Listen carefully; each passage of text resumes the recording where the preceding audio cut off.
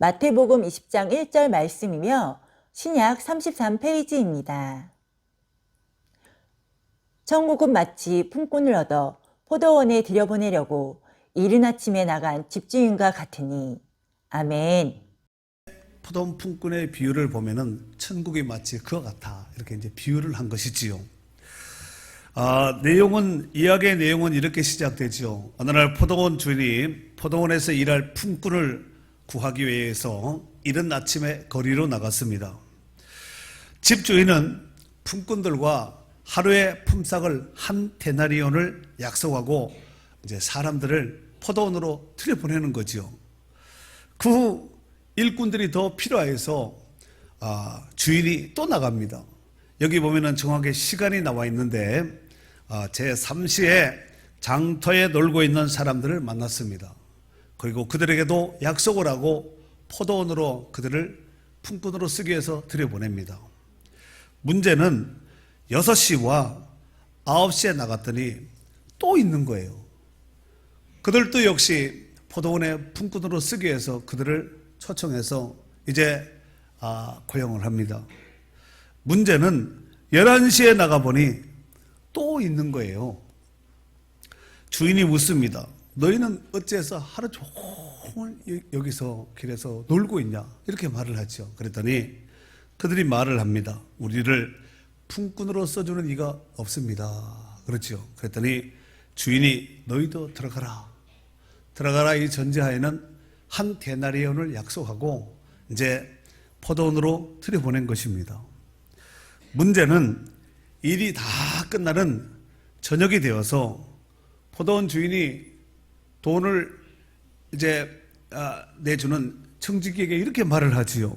나중 온 자로부터 먼저 온 자까지 삭설 주라고 합니다. 이에 청지기가 11시에 왔다는 것은 오늘날 시간으로 보면 오후 5시입니다. 일이 6시에 끝나는데 오후 5시에 왔으니 이 사람은 몇 시간을 일한 거죠? 1시간 일한 거예요. 그래서 이제 11시에 온 사람이 청지기로부터 한 데나리온을 딱 받았습니다.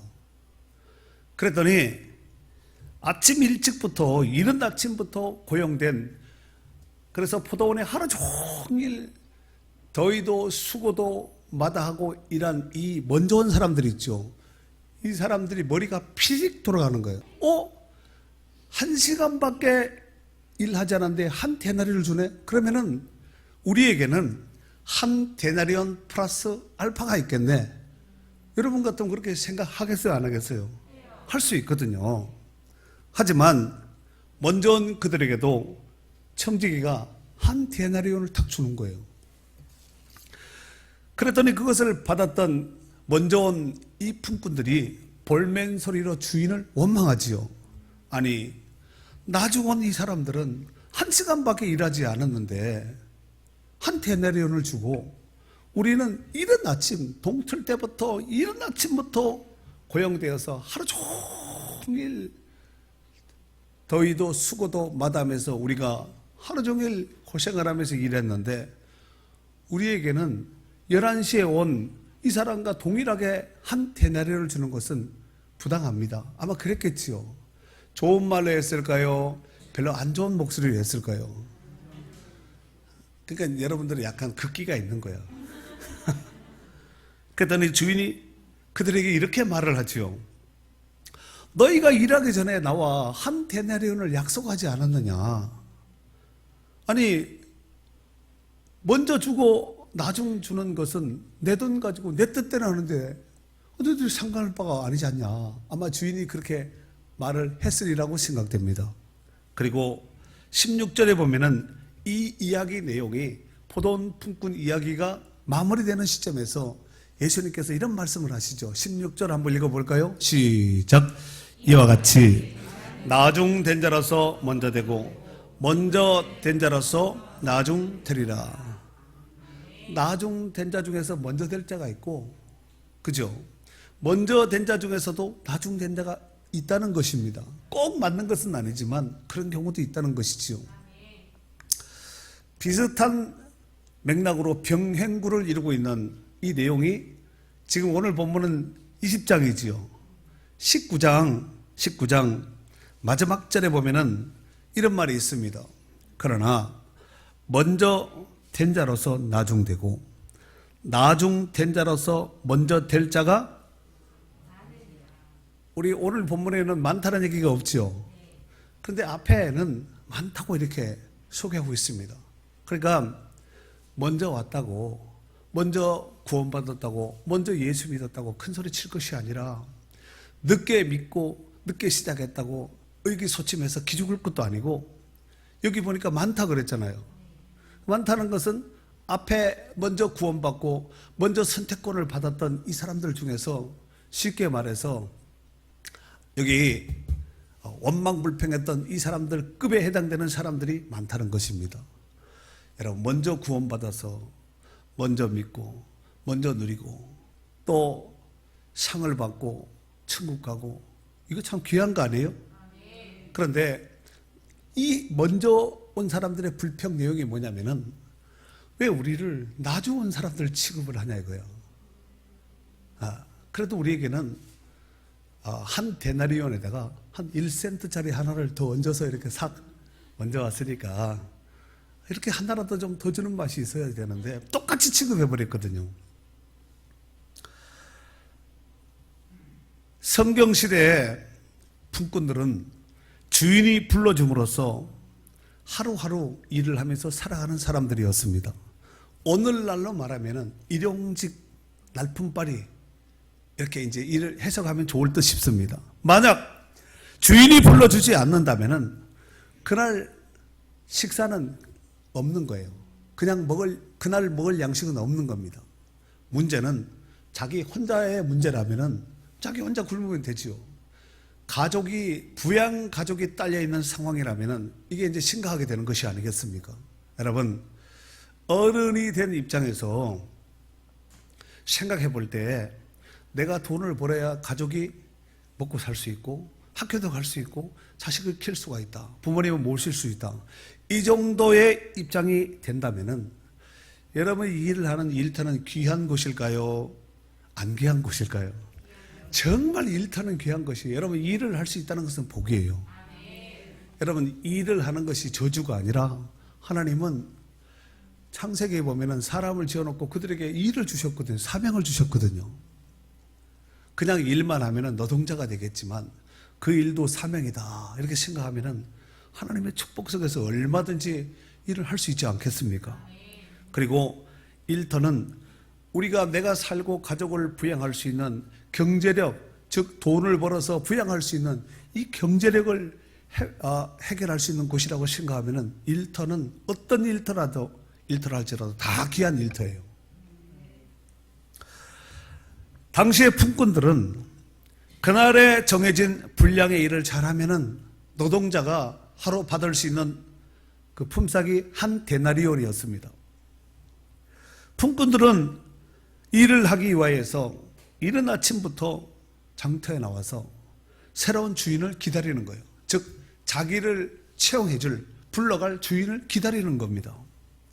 일꾼들 중에서 힘이 좋거나 또 일을 잘하거나 또 전문 기술이 있는 사람들은 먼저 뽑혀가는 거예요.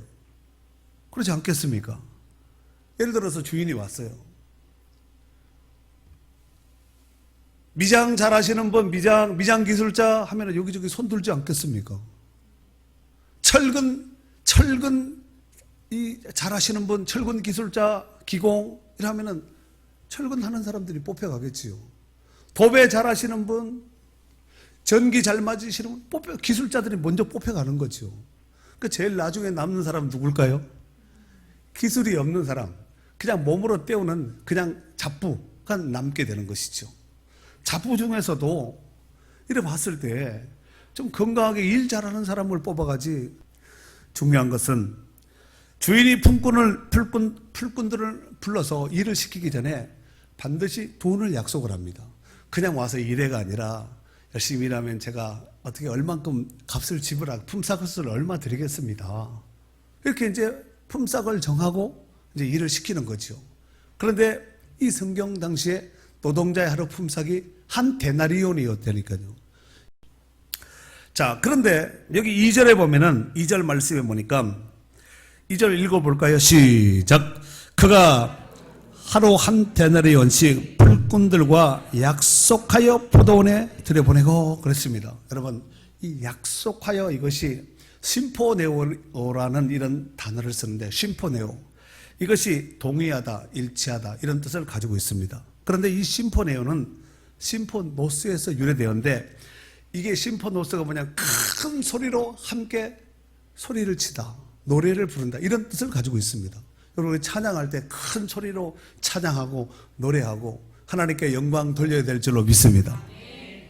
정리하면은 이 약속하다는 이 말은 함께 서로 간에 큰 소리로 약속을 했다는 얘기입니다.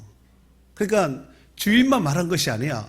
그러니까 여러분, 우리 집 포도원에서 일하면은 제가 하루 한 데나리온을 드리겠습니다, 이렇게 주인이 말을 하면은 그쪽에서 누군가 일할 사람이 그랬죠. 제가 그 집 포도원에 가서 제가 일하겠습니다, 저 한 데나리온 저 뽑아주세요, 이러지 않겠습니까? 서로 큰 소리로 약속, 계약을 했다는 얘기입니다. 자, 그래서 오늘 본문의 내용을 조금 더 자세하게 한번 살펴보도록 하겠습니다. 여기 보면은 이른 아침에 집주인이 나가지요. 1절에 보면은 이른 아침에 집주인이 나갔지요. 이른 아침이라는 것은 여러분, 해가 뜨기 전, 해가 뜰 그 시점. 누가 해가 여기 왔는데 누가 이른 아침이라고 그래요. 어떤 분들은 여기가 이른 아침이라고 말하시는 분이 혹 있을지 모르겠지만, 보통은 이제 해가 뜰 때, 해 뜨기 전, 뜰 때, 요 시점을 이제 이른 아침으로 보는데, 그만큼 주인이 할 일이 많았다는 거예요. 그렇죠. 여러분, 포도가 막 익어가는데 결실을 해야 되는데 일꾼이 없어요. 그 포도 주인은, 여러분들이 저도 그렇고 포도 농사를 안 해봐서 잘 모르겠지만, 농사를 이제 하시는 분들이 봄에 심어놓은 그 씨앗들이 결실을 하는데 추수를 해야 되는데 추수할 일꾼이 없어요. 그 정도쯤 되면은 주인이 속이 막 바싹바싹 타지 않겠습니까? 그 때를 놓쳐버리면은, 예를 들어서 벼 같은 것은 막 쏟아질 수도 있고, 태풍이 오는 바로 직전이라, 다음 주 태풍 온대. 그런데 요번 주에 추수하면 어떻게 될까요? 그거 추수하지 않겠다는 이야기와 똑같은 말이거든요. 그렇지 않겠습니까? 속이 바싹바싹 타지 않겠습니까? 그래서 이른 아침에 이 포도원 주인이 일꾼을 구하기 위해서 이제 거리로 나간 겁니다.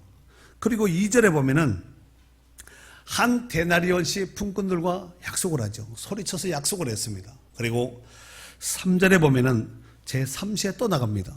제3시는 우리 시간으로 보면은 오전 9시예요. 아시겠죠? 오전 9시. 그리고 그들에게도 또 포도원에 들어가서 일하라고 이제 약속을 하고, 한 데나리온을 약속을 하고 품꾼들을 포도원으로 들여보냅니다. 문제는 5절에 보면은 제6시와 9시에 또 가니까 또 있는 거예요. 제6시면은 낮 12시고 제9시면은 오후 3시잖아요. 그래서 그들에게 한 데나리온을 약속하고 포도원으로 다시 또 들여보낸 거죠. 문제는 6절입니다. 제11시에도 나가보니 서 있는 사람들이 어떻게 있어요? 또 있는 거예요. 이 또자를 여러분 주목을 하셔야 됩니다. 그냥 기록한 또가 아니라 이 또를 귀하게 아주 눈여겨볼 필요가 있는데, 앞에도 있었다는 얘기예요. 이 또자는 또 있는지라 그들에게 말을 합니다. 너희는 어찌하여 종일토록 놀고 여기 서 있느냐? 이르되 우리를 품꾼으로 쓰는 이가 없음이니이다. 이르되 너희도 포도원에 들어가라 그랬습니다. 그러니까 주인의 눈에 띈 사람들은 다 들어갔다, 이렇게 생각하시면 됩니다. 이 사람들이 기술을 가지고 있던, 몸이 건강하든 안 건강하든 그건 상관없어요. 하여튼 일하기 위해서 장터에 나와 있는 사람들은 다 주인이 쫓아가가지고, 주인한테 이 품꾼들이 나 좀 써주세요 이렇게 한 것이 아니라 주인이 찾아왔다니까요. 이 사람들이 지금 현재 위치하고 있는 것은 장터입니다. 시장통. 자, 그래서 이제 11시에 부름받은 그 일꾼도 품꾼도 포도원에 들어가서 일하게 되었습니다. 11시에 부름받은 그 일꾼은 아까도 말씀드렸다시피 오후 5시거든요. 오후 6시면 일이 끝나는 거야. 그러니까 일 끝나기 1시간 전에 와서 그들이 부름을 받아서 포도원에서 일을 하게 되었다는 것입니다. 아마 그들도 아마 이른 아침부터 아마 나와서 자기를 불러줄 품꾼으로 써줄 그 주인을 아마 기다리고 있었을 거예요. 보통 한 점심시간쯤, 여러분들이 한번 일터 새벽에 인력 시작을 한번 생각해 보시고 이 본문의 말씀을 한번 이렇게 적용을 하면은 이해가 쉬우리라 생각돼요. 아침에 거의 보면은 8시 전에 일꾼들은 다 뽑아 나갑니다. 그런데 12시에 있었다, 오후 3시에 있었다. 이거 그 사람들의 인내력이 참 대단한 거예요. 그죠? 여러분, 다 뽑아갔는데 사람들이 다 갔어요. 근데 혹시나 나를 찾는 새로운 주인이 오지 않을까, 나를 써줄 주인이 오지 않을까 하면서 이제나 저제나 하면서 장터에서 아마 왔다 갔다 하면서 누군가가 사람이 오면 혹시 저 사람이 나를 써줄 주인이 아닌가, 나를 부르기 위해서 온 사람이 아닌가, 이거 생각하지 않겠습니까? 그런데 문제는 한 12시까지는 버틸 수 있어요. 그런데 오후 3시와 오후 5시는 맨정신으로 있을 수가 없습니다. 아마 그렇게 생각했겠죠. 오늘 또 공쳤네. 어디 갈 데도 없고 하니까 그냥 여기서 그냥 비비자. 아마 이런 생각으로 아마 그 장터에 있지 않았겠나. 그런데 오후 5시 일 마무리 종료하는 1시간 전에 주인이 와서 너도 들어와라. 한 데나리온 내가 주겠다. 원래 이른 아침서부터 하루 품삯이 한 데나리온이에요. 그런데 1시간만 해도 주겠다는 거예요. 주인이 사람이 좋은 것 같아요? 안 좋은 사람인 것 같아요? 여러분 같으면 그런 종 쓰겠어요? 안 쓰겠어요? 아까워서 이거 9시에, 5시에 부르지 말고 요거 놔뒀다가 내일 아침에 일찍 가서 일꾼을 새로 해서 하루 종일 보내서 그 일 아니면 또 다른 일도 시킬 수가 있으니까 아마 이런 나름대로 주인이 계산을 하지 않겠습니까? 문제는 시간이 다 흘러서 저녁 6시 일 마무리하는 시간이 이제 된 거죠. 그리고 주인이 청지기에게 나중 온 사람으로부터 먼저 온 자에게까지 그 순서를 나중 온 사람을 먼저 주고 먼저 온 사람을 나중에 주라는 거죠. 여러분, 일꾼들에게 있어서 여러분 직장인들 생각해 보세요. 제일 좋은 직장 다닐 때 제일 좋은 날은 어떤 날일까요? 월급 받는 날이죠. 자, 그런데 이 나중 온 자로부터 시작해서 먼저 온 자에게 이르기까지 거꾸로 삭설을 주니까 이 먼저 온 사람이 마음이 상했다는 거예요. 여기 성경에 보면 8절에 나중 온 자가 있죠. 8절, 저물매 포도원 주인이 청지기에게 이르되 품꾼들을 불러 나중 온 자로부터 시작한 나중 온 자가 있잖아요. 이 나중 온 자가 에스카토스라는 단어를 쓰는데 맨 끝, 마지막, 가치 없는, 가장 작은 이런 뜻을 가지고 있습니다. 그리고 8절 하반절에 보니까 뭘 주라 그러죠? 삭슬 주라 그러죠. 이 삭슬, 미스토스라는 단어를 쓰는데 품삯, 임금, 보상, 사례금, 신랑의 지불금 이런 뜻도 가지고 있습니다. 사전상의 해석이에요. 이것은 하나님이 주는 상이라는 뜻입니다. 11시에 온 자들은 비록 나중에 왔지만 주인으로부터 정당한 삭슬을 받았습니다. 사실 나중 온 사람에게 반 데나리온을 줘도 그들은 감사할 수 있습니다. 반이라도 좋네. 그 값은 하나님이 주시는 구원의 상이며, 아까 이 미스토스라는 단어가 하나님이 주는 상이라는 뜻도 있다고 그랬잖아요. 그러니까 하나님이 주시는 구원의 상이며 복음을 의미하는 것입니다. 신랑이 신부에게 주는 복음의 삭입니다. 신랑이 신부에게 주는 복음의 삭. 삭은 이게 이제 이 단어가 미스토스라는 단어가 단수로 되어 있는데 이것이 유일한 복음인 예수 그리스도를 의미하는 거예요. 구원자는 오직 예수 그리스도 한 번밖에 없잖아요. 그래서 단수를 쓴 거예요. 이 삭시라는 단어가. 이 삭 안에는 이미 복음이 담겨져 있다는 것이에요. 그 단어 뜻 안에는. 지금까지는 아무도 생명의 주가 되시는 예수 그리스도를 찾는 이가 없었습니다. 하지만 이제부터는 그들은 영혼의 영원한 새 주인을 만나게 된 것입니다. 종은 주인만 잘 만나면 모든 것에 있어서 걱정할 필요가 없습니다. 왜냐하면 종에 관한 모든 것은 주인이 다 책임지기 때문에 그렇습니다. 우리도 영적으로 보면 전에는 이런 사람들이었습니다. 세상 장터에서 살면서 세상 죄악 가운데 살면서 정말 이 주인 저 주인 별 주인이 다 오지 않았겠습니까? 포도원 주인 예수 그리스도를 예표하는 것입니다. 하나님을 예표하는 것입니다.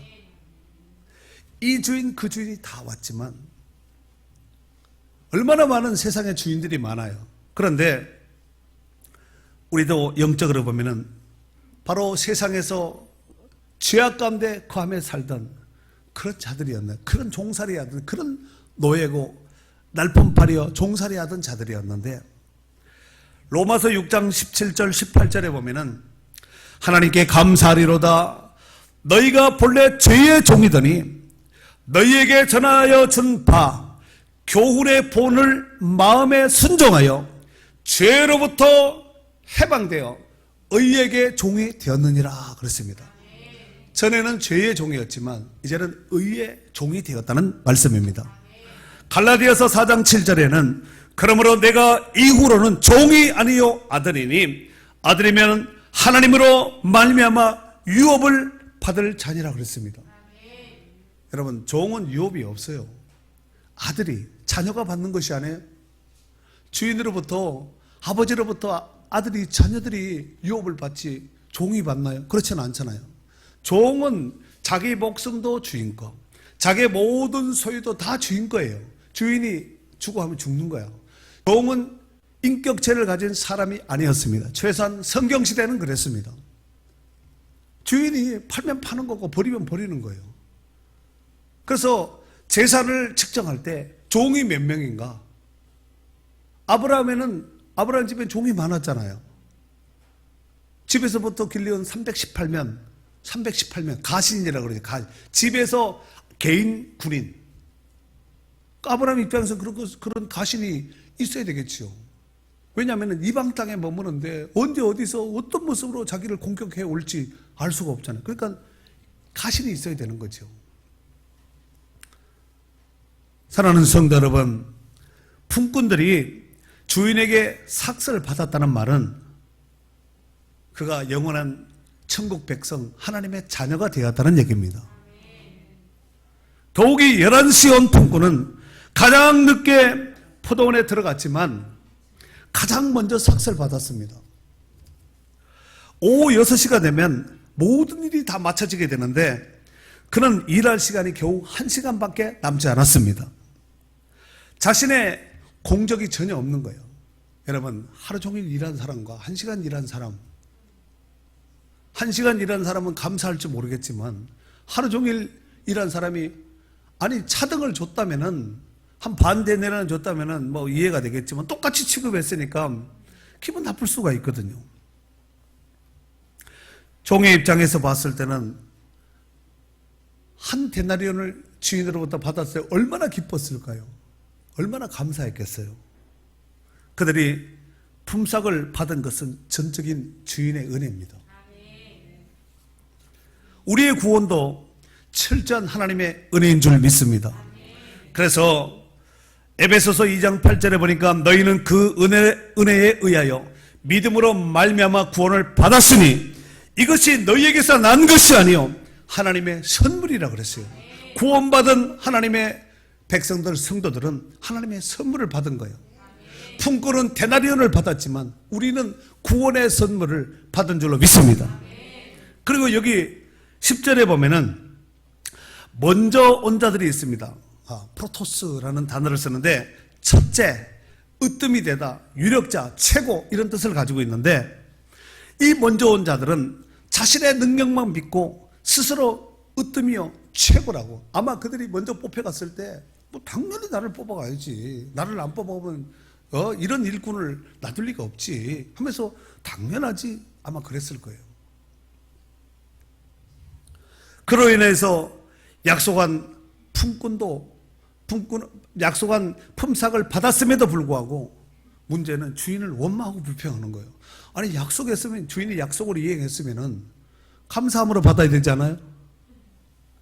이런 사람들은 더 이상 천국에서 받을 상급이 없고 품값도 없습니다. 천국에서 그렇다는 얘기예요.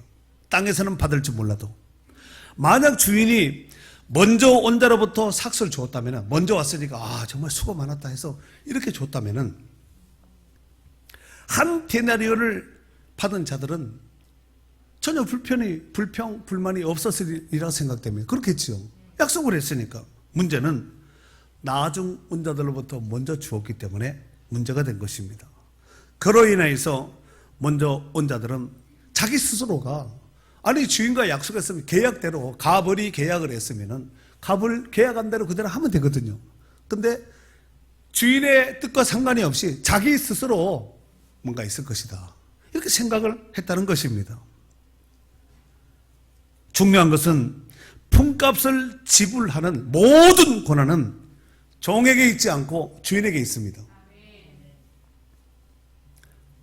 품꾼에게는 아무 조건이 없어요. 품꾼은 받으면 되는, 주는 대로 받으면 되는 거예요. 만약에 못된 주인 있죠, 아주 악독한 주인, 오늘 반 데나리온 주고 내일 반 받아가라고, 이런 나쁜 주인이 있을 수가 있습니다. 이런 주인이 있으면 안 되겠지만 그런 사람도 있어요. 여러분, 인생을 살다가 이런 사장님 만나보신 분이 있어요? 월급날인데 오늘 못 주고 오늘 반 주고 다음 달에 반을 주겠다. 그 다음 달에 오면은 한 달 일한 것과 그 다음 주기로 약속해서 반을 더 줘야 되는데 또 밀려는 거예요. 그런 직장에서 일하고 싶어요? 안 하고 싶겠어요?